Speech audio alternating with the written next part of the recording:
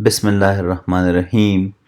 Today we are going to discuss the chapter number 8 of your book, that is diversity among plants. Following are the outlines of this chapter, that is introduction, diagnostic features of plants, evolutionary origin of plants, phyletic lineage, classification of plants, evolution of alternation of generations, general characteristics of non-vascular plants. The non-vascular plants are known as bryophytes.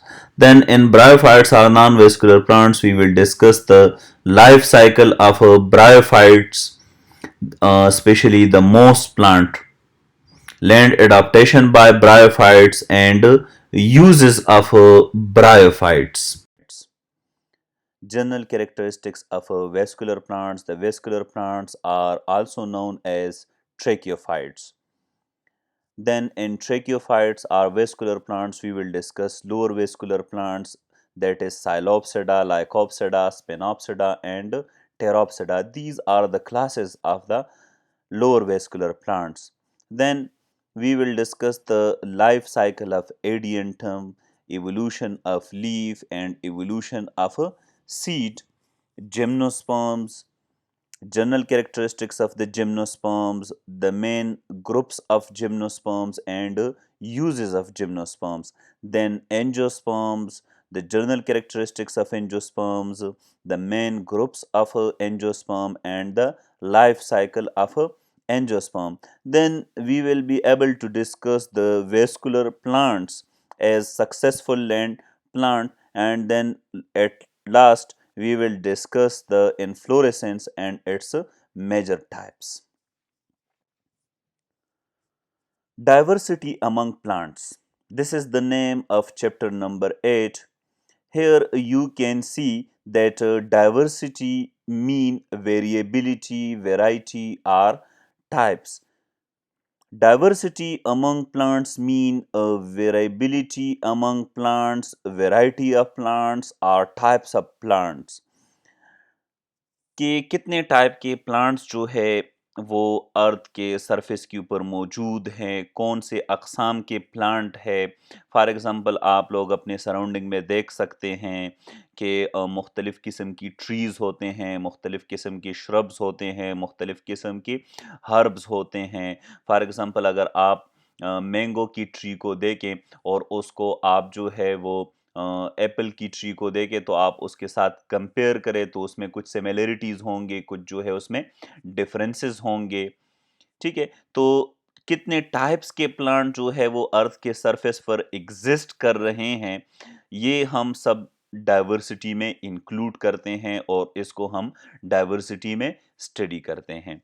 सबसे पहले हमें समझना चाहिए कि हम plant को किस तरह डिफाइन करेंगे, कौन से ऑर्गेनिज्म को जो है वो हम प्लांट कह सकते हैं।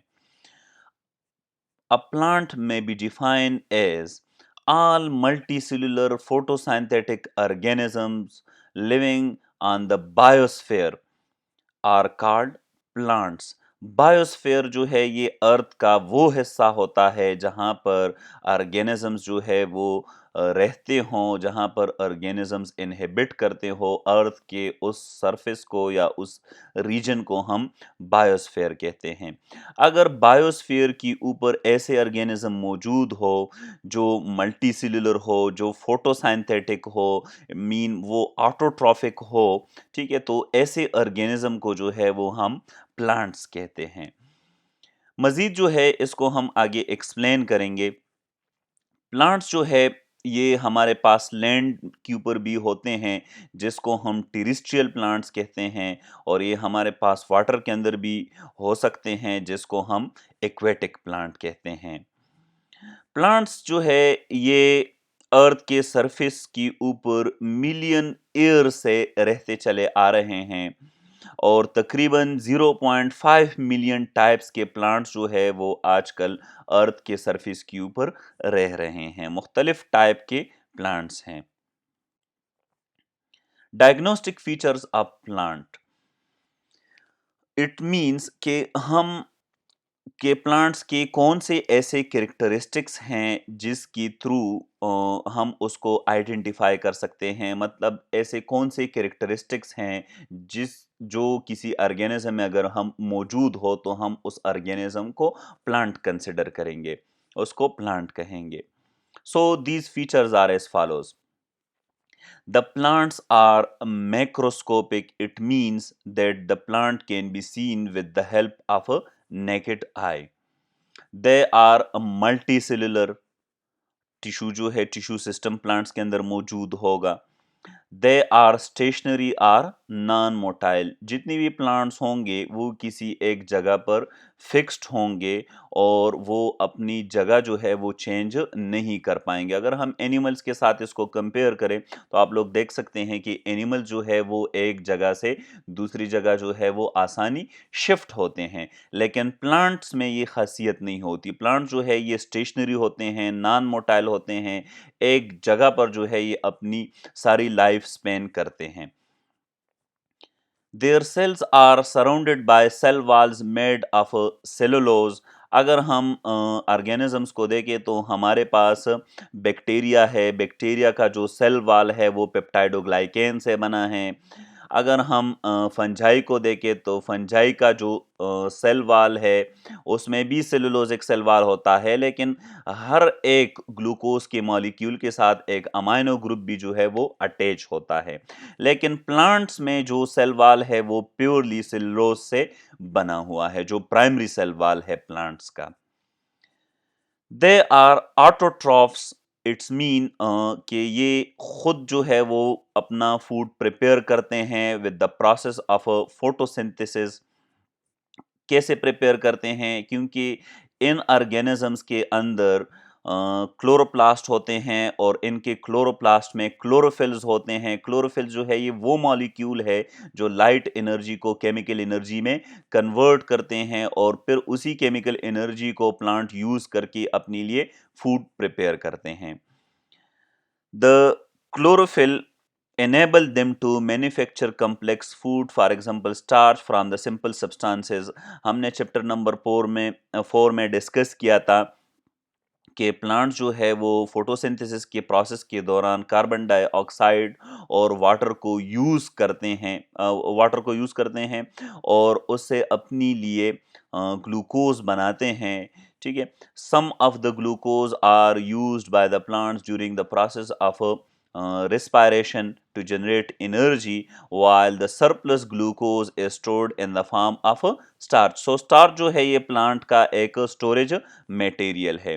जब किसी प्लांट को ग्लूकोज की ज़रूरत होती है तो फिर यही स्टार्च जो है ग्लूकोज में कन्वर्ट हो जाता है और वो ग्लूकोज जो है रिस्पायरेशन में जाकर वहाँ पर एटीपी सिंथेसाइज करता है। Growth is generally restricted to places near the tips of a organ which is known as a primary growth। Plants जो है उसमें दो किस्म की ग्रोथ होती है। प्राइमरी ग्रोथ जो कि इंक्रीज इन द लेंथ है, and secondary growth which is the increase in girth और विड्थ। जो प्राइमरी ग्रोथ हैं इनके जो सेल्स हैं वो प्लांट के आर्गन के टिप्स में लोकेटेड होते हैं। फॉर एग्जांपल रूट के टिप्स में ये सेल होंगे और शूट के टिप्स में ये सेल मौजूद होंगे। These cells are called meristematic cells. इनको डिवाइडिंग सेल्स भी कहते हैं। जब ये एक्टिविटी करते हैं तो इन सेल्स की वजह से प्लांट जो है वो हाइट में ग्रो करता है और इस ग्रोथ को प्राइमरी ग्रोथ कहते हैं। जबकि जो सेकेंडरी ग्रोथ हैं, ठीक है, इसकी वजह से प्लांट के विड्थ में इजाफा होता है, and this is because of the cambium. They take in minerals from the soil in the form of solution and gases from the atmosphere। As you know, plant needs different kinds of salts, different kinds of minerals, and those minerals are present in the soil।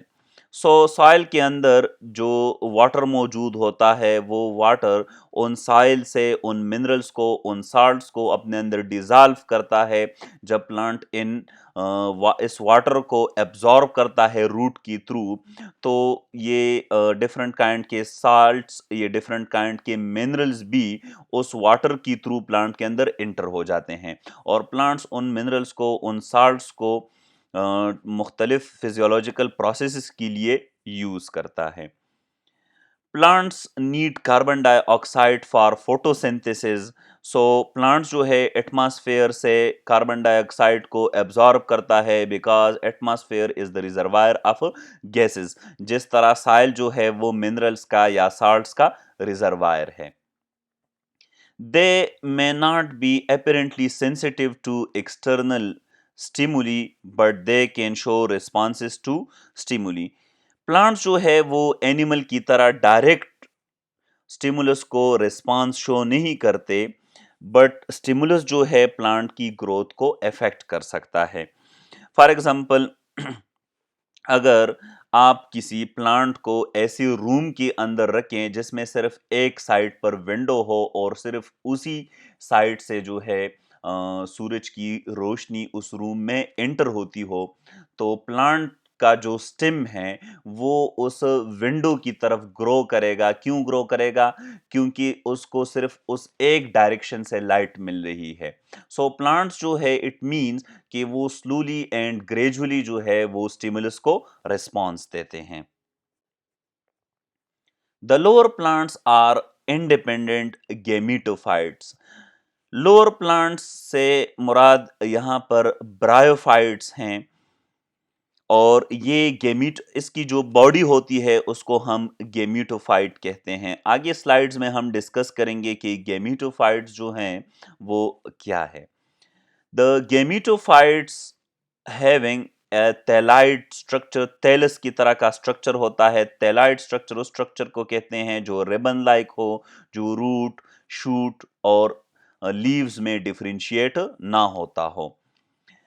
They lacking vascular system.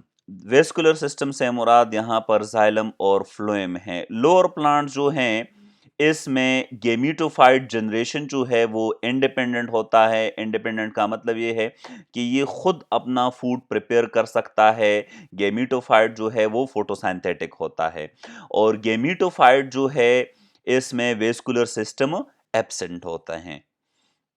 The higher plants are independent sporophyte differentiating into root, stem and leaves possessing vascular system that is xylem and phloem। जो higher plants है ट्रेक्योफाइट्स, ट्रेक्योफाइट्स में जो dominant generation है वो sporophyte generation है और इनके जो स्पोरोफाइट्स होते हैं वो फोटोसिंथेटिक होते हैं, ऑटोट्रॉफिक होते हैं।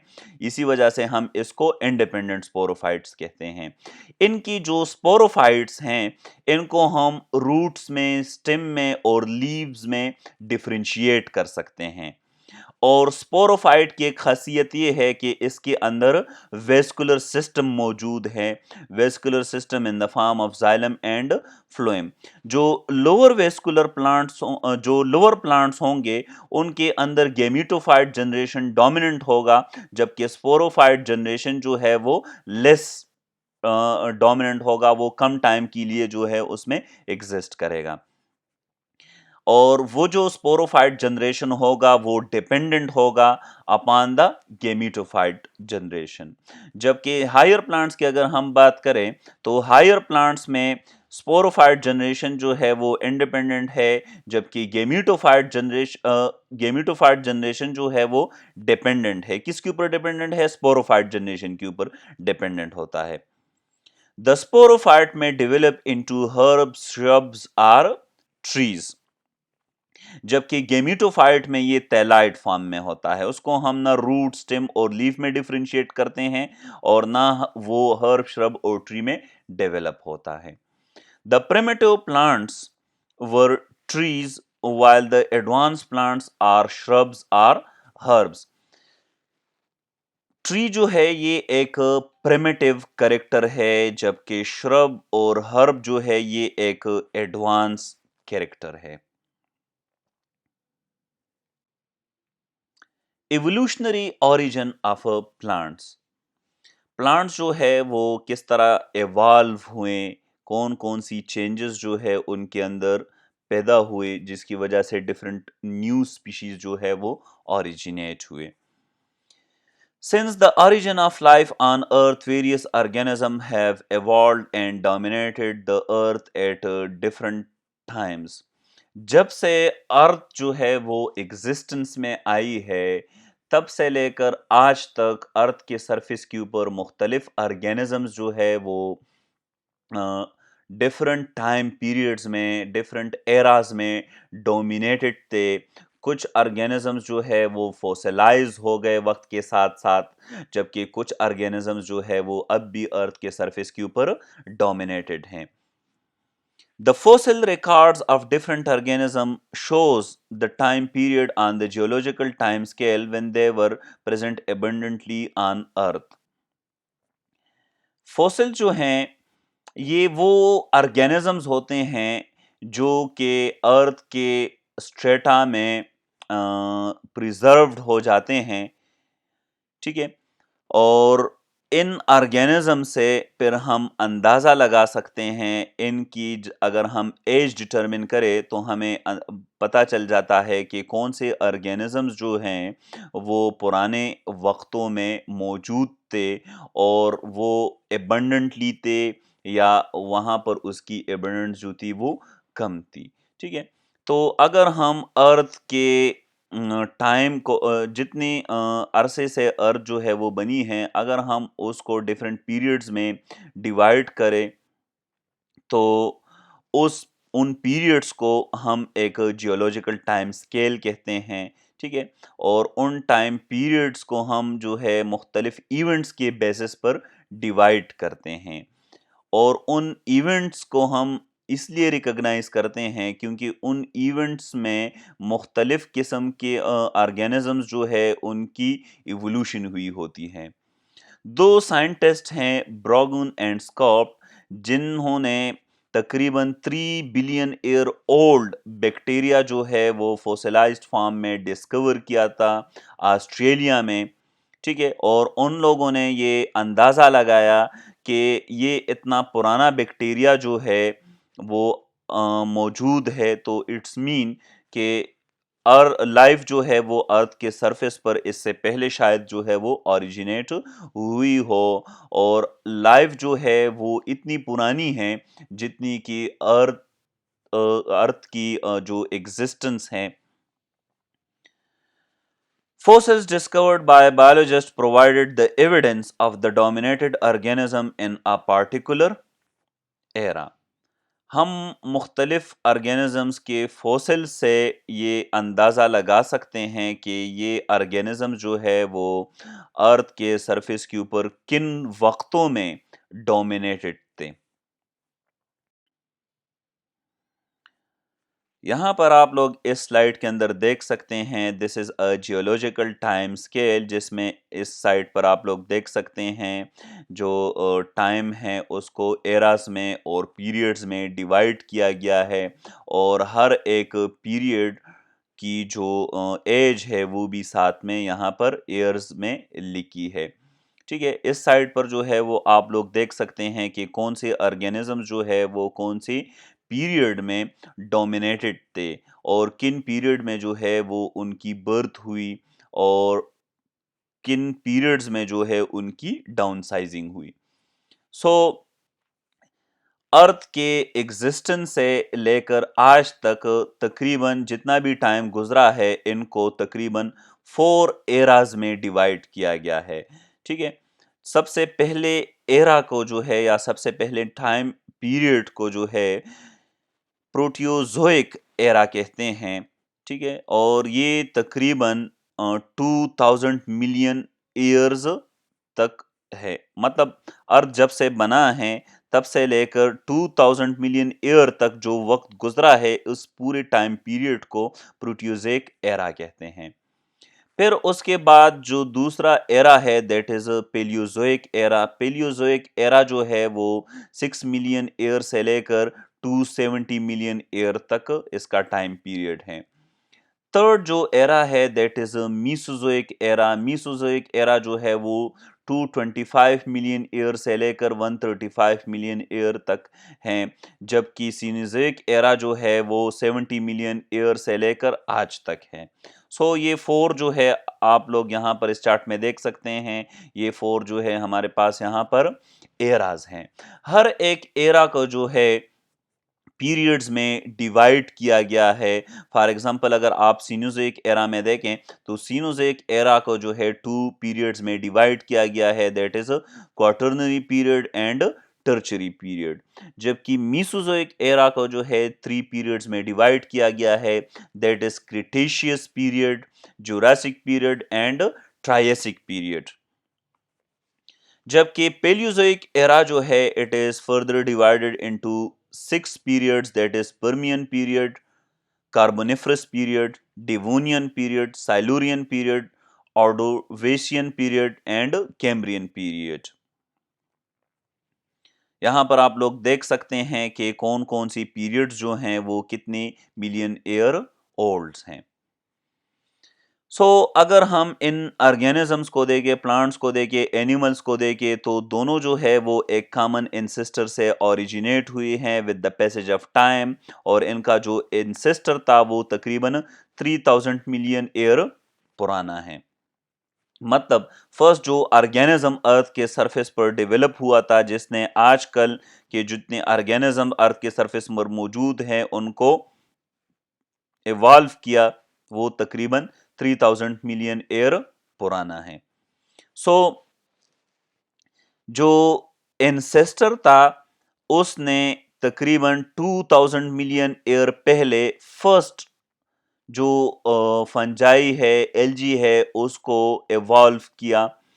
और ये जो फंजाई और एल्जी है आप लोग यहाँ पर देख सकते हैं, इस ग्राफ से इसको शो किया हुआ है। यहाँ पर इस ग्राफ की जो बल्जिंग है इसका मतलब ये है कि ये एबंडेंट है। जितनी बल्जिंग ज्यादा होगी उतनी ही उसकी एबंडेंस ज्यादा होगी। जितनी बल्जिंग कम होगी, नैरो होता जाएगा ये ग्राफ, तो इसका मतलब ये है कि इसकी नंबर में जो है वो कमी आई है। फंजाई और एल्जी जो है वो तकरीबन 2000 मिलियन ईयर पहले इवॉल्व हुए हैं प्रोटियोजोइक एरा में। और ये जो ऑर्गेनिज्म है ये कैम्ब्रियन पीरियड में, ऑर्डोवेशियन पीरियड में एंड साइलूरियन पीरियड में जो है सबसे ज्यादा एबंडेंट थे। यहां पर आप लोग इस ग्राफ में देख सकते हैं। फिर इसकी डाउनसाइजिंग जो है वो स्टार्ट होना शुरू हो गई, मतलब इसकी एबंडेंस जो है वो कम हो गई। किस पीरियड में इसकी एबंडेंस जो है वो कम हो गई? डेवोनियन पीरियड में आप लोग देख सकते हैं इसकी एबंडेंस जो है वो आहिस्ता आहिस्ता कम होती गई up to the Quaternary period. मतलब ये ऑर्गेनिज्म आज भी अर्थ के सरफेस के ऊपर मौजूद हैं, लेकिन उतने एबंडेंट नहीं हैं जितने कि ये कैम्ब्रियन, ऑर्डोवेशियन और साइलूरियन पीरियड में एबंडेंट थे। इसके बाद जो फर्न्स हैं, फर्न्स अर्थ के सरफेस के ऊपर फर्स्ट टाइम डिवोनियन पीरियड में इवॉल्व हुए तकरीबन 400 मिलियन ईयर एगो, और इसकी जो एबंडेंस थी वो कार्बोनिफरस पीरियड में, पर्मियन पीरियड में और ट्रायसिक पीरियड में बहुत ज्यादा थी। इसकी एबंडेंस जो है वो कम होने लगी in the Jurassic period, in the Cretaceous period, in the tertiary and quaternary. आज भी ये अर्थ के सरफेस के ऊपर मौजूद हैं, लेकिन उतने ज्यादा एबंडेंट नहीं हैं जितने कि ये कार्बोनिफरस पीरियड में, पर्मियन पीरियड में, ट्रायसिक और जुरासिक पीरियड में होते थे। जिम्नोस्पर्म जो है वो अर्थ के सरफेस पर फर्स्ट टाइम पर्मियन पीरियड में around about 270 million year ago originate हुए, और इसकी एबंडेंस जो थी वो Triassic, Jurassic and Cretaceous period में सबसे ज्यादा थी। आज भी ये अर्थ के सरफेस के ऊपर मौजूद है, लेकिन इसकी एबंडेंस जो है वो कम है as compared to the Cretaceous, Jurassic and Triassic period. जो मॉडर्न लैंड प्लांट्स है जिनको हम एंजियोस्पर्म्स कहते हैं और फ्लावरिंग प्लांट्स कहते हैं, वो अर्थ के सरफेस की ऊपर for the first time Triassic period में इवॉल्व हुए round about 225 million years ago. और ये आप लोग यहाँ पर इस ग्राफ में देख सकते हैं कि आज भी ये अर्थ के सरफेस के ऊपर बहुत ज़्यादा एबंडेंट है। इसकी एबंडेंस जो है वो क्रिटेशियस पीरियड में टर्चरी पीरियड में और क्वाटरनरी पीरियड में सबसे ज़्यादा रही है। मतलब अभी इसकी डाउनसाइजिंग जो है वो स्टार्ट नहीं हुई है। इसी तरह अगर आप लोग एनिमल्स को देखें तो एनिमल्स भी मुख्तलिफ पीरियड्स में एबंडेंट थे। कुछ एनिमल्स उसकी एबंडेंस जो है कुछ पीरियड्स में कम हुई और दोबारा से जो है उसकी एबंडेंस जो है वो ज़्यादा हो गई है।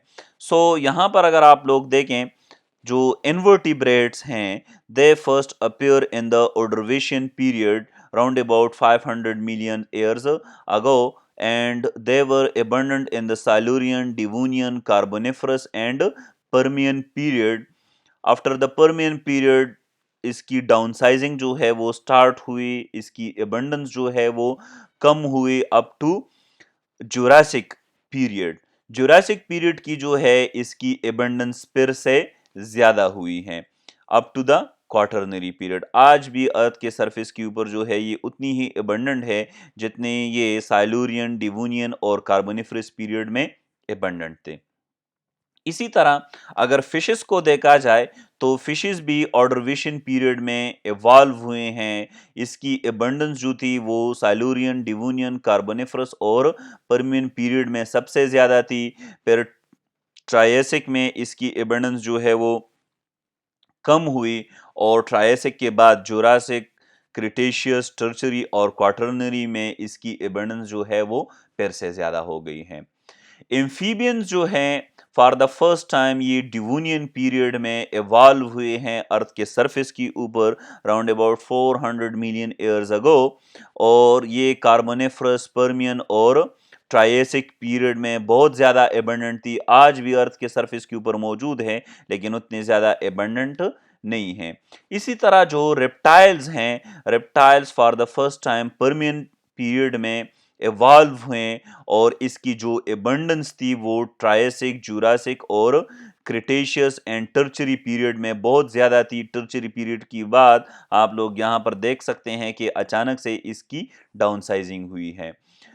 अगर आप लोग इस साइड पर देखें रेप्टाइल्स जो है वो उन ही पीरियड्स में एबंडेंट है जिन पीरियड्स में जिम्नोस्पर्म्स एबंडेंट हुआ करते थे। इसी तरह बर्ड जो है उसकी इवोल्यूशन क्रिटेशियस पीरियड में हुई है और ये आज भी अर्थ के सरफेस के ऊपर एबंडेंट है। इसी तरह मैमल्स जो हैं, मैमल्स पर्मियन पीरियड में इवॉल्व हुए हैं। ट्रायसिक, जुरासिक और क्रिटेशियस पीरियड में ये एबंडेंट नहीं थे, जबकि टर्चरी और क्वाटरनरी पीरियड में इसकी एबंडेंस जो है वो बहुत ज़्यादा है। यहाँ पर अगर आप लोग देखें इस जियोलॉजिकल टाइम चार्ट में, प्लांट्स में एंजियोस्पर्म जो है वो सबसे ज़्यादा एबंडेंट है आजकल as compare to gymnosperm, ferns, fungi and algae. और अगर हम एनिमल्स की बात करें तो एनिमल्स में मैमल्स, बर्ड्स और इनवर्टिब्रेट जो है वो आजकल अर्थ के सरफेस के ऊपर, फिशेस भी अर्थ के सरफेस के ऊपर एबंडेंट है as compare to reptiles and amphibians. The link has been established on the basis of fossil record of the organism। जैसे मैंने स्टार्ट में बताया कि हमें किस तरह पता चलता है कि ये ऑर्गेनिज्म जो है इसका फोर फादर ये था और इस ऑर्गेनिज्म का फोर फादर ये था। ये सारा पता जो है हमें फोसिल स्पीशीज से जो है, फोसिलाइज स्पीशीज से जो है वो पता चलता है। Classification of plants. All plants are placed into kingdom Plantae according to the Whitaker classification। वाइटेकर ने जितनी भी ऑर्गेनिजम्स हैं उनको 5 ग्रुप्स में, 5 किंगडम्स में क्लासिफाई किया है। ठीक है, that is kingdom bacteria, kingdom Protista, kingdom fungi, kingdom Animalia and kingdom Plantae. The kingdom Plantae is further divided into two divisions, that is Bryophyta and Tracheophyta. The bryophytes are non-vascular plants while the tracheophytes are vascular plants.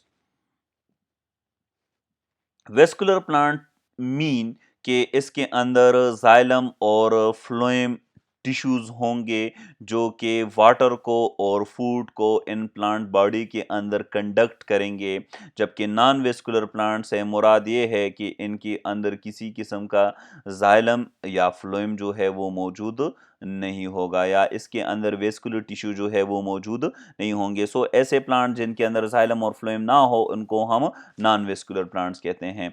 सो जितनी भी plants है उनको two groups के अंदर classify किया है। जिनके अंदर वेस्कुलर सिस्टम मौजूद है उनको ट्रेक्योफाइट्स कहते हैं। ठीक है, ट्रेक्योफाइट्स का नाम इसी वजह से है क्योंकि इसके अंदर ट्रेकीड्स होते हैं और ट्रेकीड जो है ये एक वेस्कुलर टिश्यू है, इसी वजह से इनको ट्रेक्योफाइट्स कहते हैं।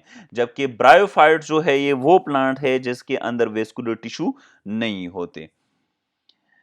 Bryophytes are further divided into three subdivisions, that is हेपेटिसी। हेपेटिसी जो है इसको कॉमनली लिवरवर्ट्स कहते हैं। Anthocerotae, Anthocerotae are commonly known as hornworts and Musci, Musci are commonly known as mosses. और हर एक सब डिवीजन को फिर फर्दर क्लासेस में क्लासिफाई किया है।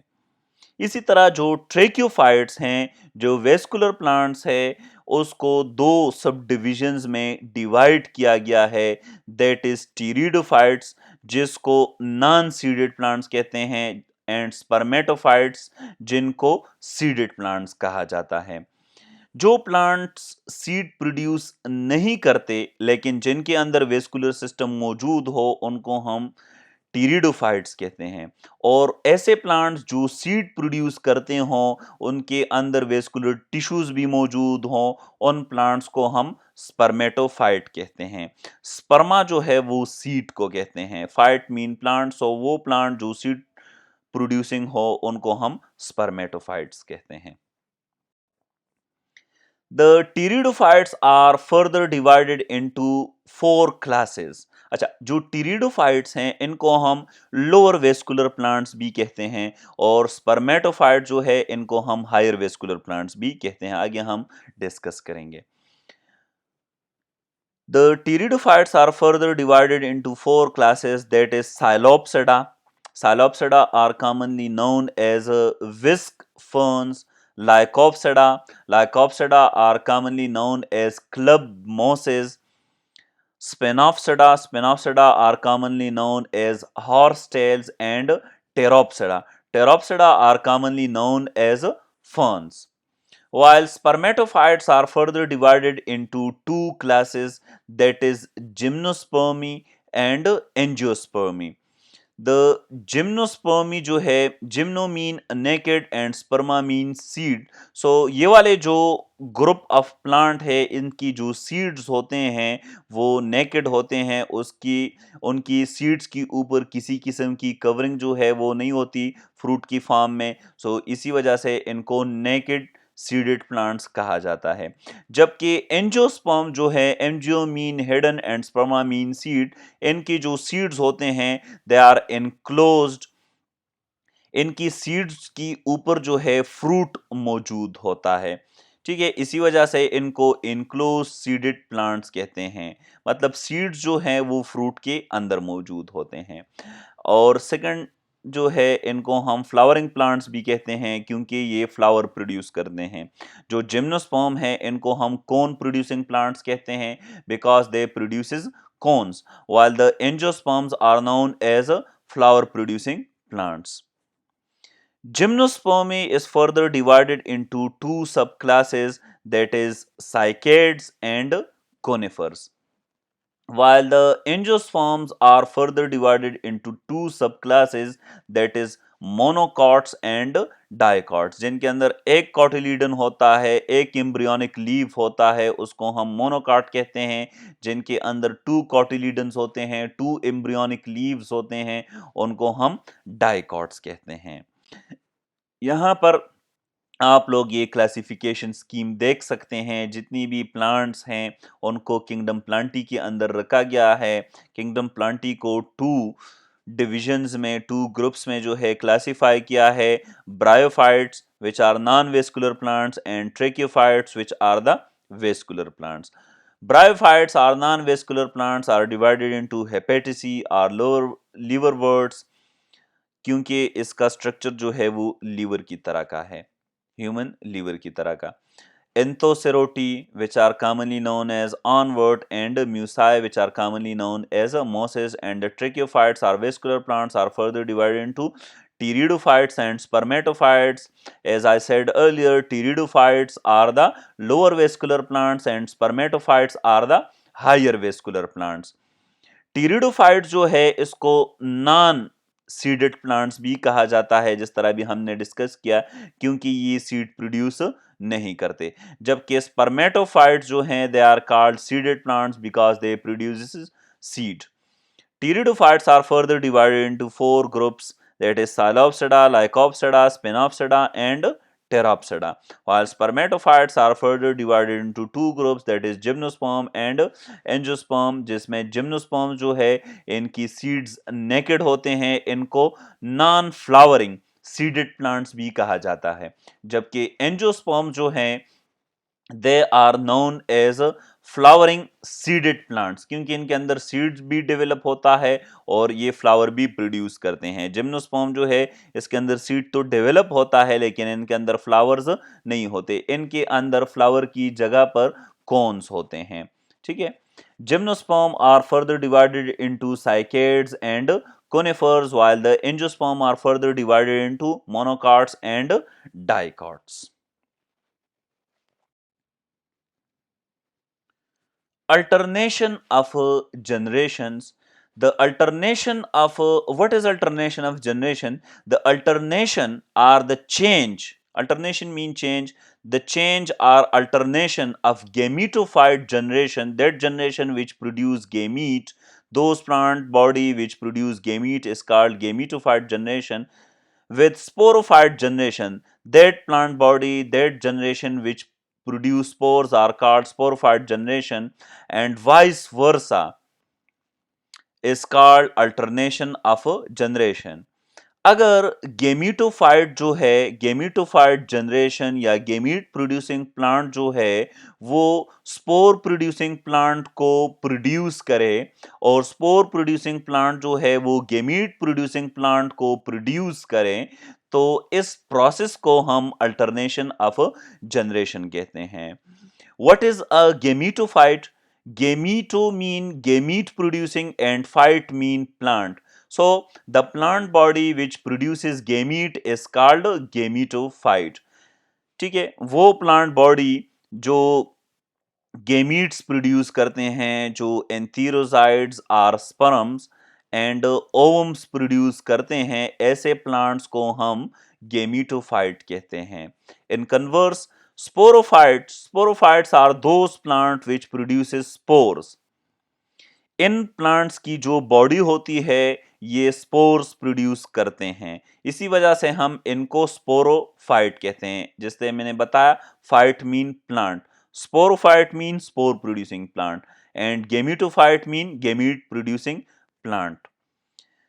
The phases of a gametophyte and sporophytes are called gametophyte generation and sporophyte generation। मतलब for example एक प्लांट है और वो गेमीट प्रोड्यूस कर रहा है, उसकी प्रोडक्शन से लेकर उसके डेथ तक वो जितना लाइफ में उसका जितना लाइफ स्पेन होता है उसको हम फेज कहते हैं। और उस फॉर एग्जाम्पल अगर वो गेमीटोफाइट का लाइफ स्पेन हो तो उसको हम गेमीटोफाइट जनरेशन कहेंगे, और अगर वो स्पोरोफाइट का लाइफ स्पेन हो तो उसको हम स्पोरोफाइट जनरेशन कहेंगे।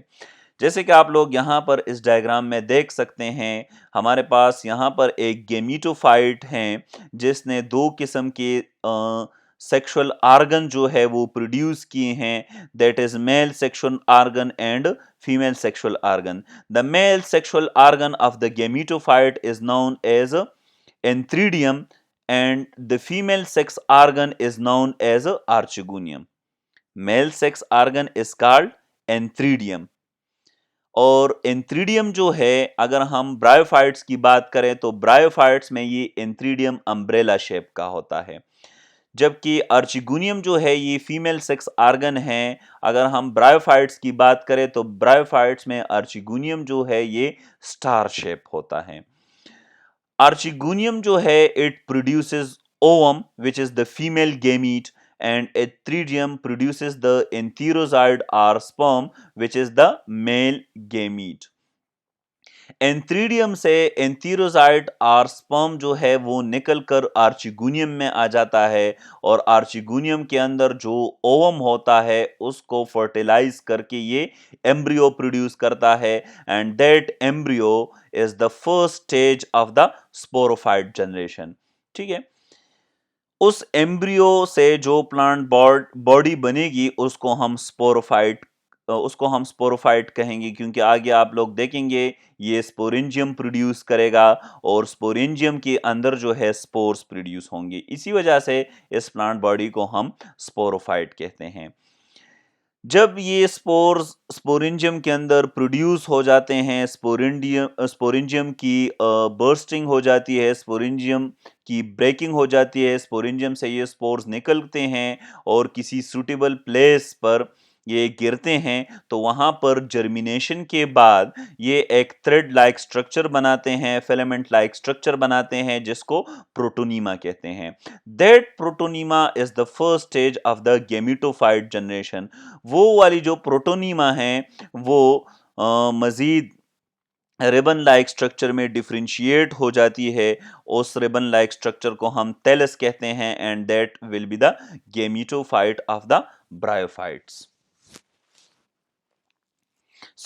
यहां पर आप लोगों ने देखा कि एक टाइप की जनरेशन जो गेमीट्स प्रोड्यूस कर रही हो, जिसको हम गेमिटोफाइट जनरेशन कह रहे हैं, that alternates with, that change with the sporophyte generation, that generation which produces spore. जबकि स्पोरोफाइट जनरेशन जो है वो गेमिटोफाइट जनरेशन के साथ अल्टरनेट हो रहा है। यहां पर आप लोग देख सकते हैं gametophyte generation alternate with sporophyte, and sporophyte alternate with the gametophyte generation।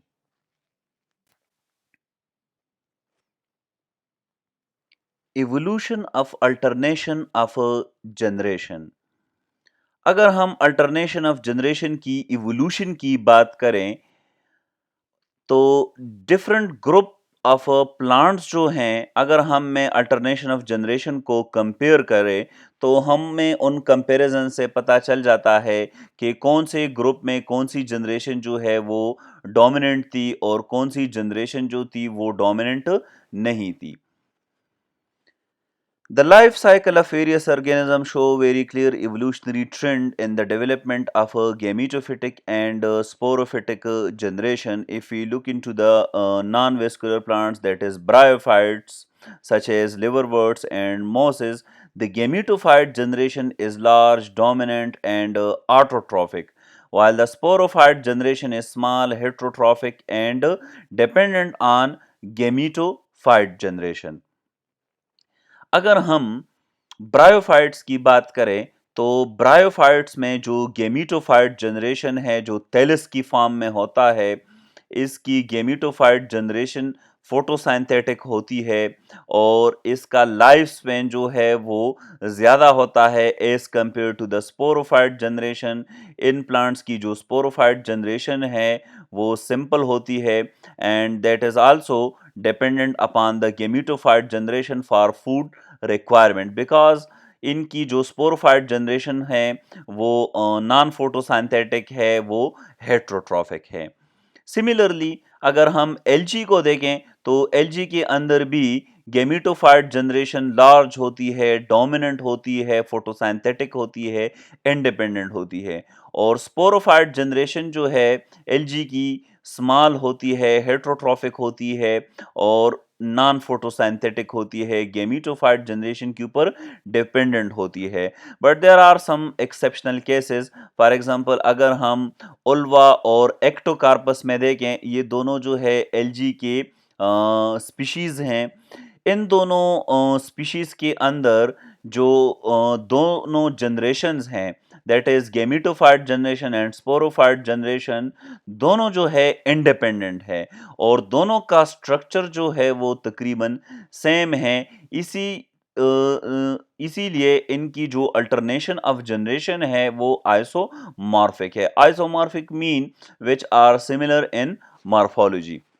मतलब ये है कि इनकी गेमिटोफाइट जनरेशन जो है वो भी फोटोसिंथेटिक होती है और जो स्पोरोफाइट जनरेशन है वो भी फोटोसिंथेटिक होती है। दोनों जनरेशन जो है एक दूसरे के ऊपर डिपेंडेंट नहीं होते और दोनों का लाइफ स्पेन जो है वो तकरीबन इक्वल होता है।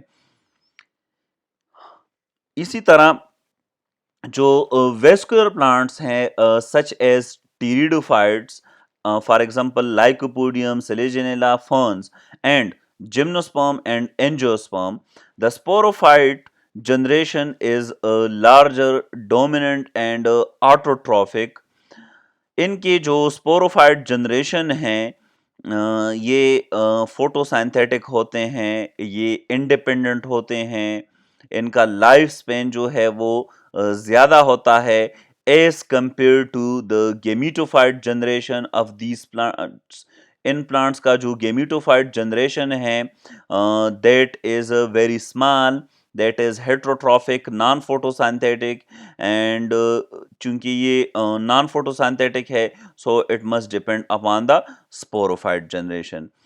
वेस्कुलर प्लांट की जो स्पोरोफाइट जनरेशन है it can be differentiated into root, stem and leaves, जबकि ब्रायोफाइट की स्पोरोफाइट जनरेशन को रूट, स्टेम और लीफ में हम डिफरेंशिएट नहीं कर सकते। उसका जो स्पोरोफाइट जनरेशन है वो इंतहाई सिंपल होता है। ठीक है, जबकि अगर हम इन वेस्कुलर प्लांट्स की गेमिटोफाइट जनरेशन की बात करें तो यहाँ पर गेमिटोफाइट जनरेशन जो है वो तेलिस नहीं बनाता। ठीक है, इसका जो गेमिटोफाइट जनरेशन है वो इंतहाई सिंपल होता है। ठीक है, अच्छा, अल्टरनेशन ऑफ जनरेशन में अगर हम क्लाइमेक्स को ऑब्जर्व करें तो गेमिटोफाइट जनरेशन की जो क्लाइमेक्स है वो हम ब्रायोफाइट्स में देख सकते हैं, जबकि स्पोरोफाइट जनरेशन की क्लाइमेक्स जो है वो हम एंजियोस्पर्म्स में देख सकते हैं। ब्रायोफाइट्स में गेमिटोफाइट जनरेशन जो है वो सबसे ज़्यादा डेवलप है और सबसे जो लेस डेवलप जनरेशन है वो स्पोरोफाइट है और वो ब्रायोफाइट्स के अंदर मौजूद हैं।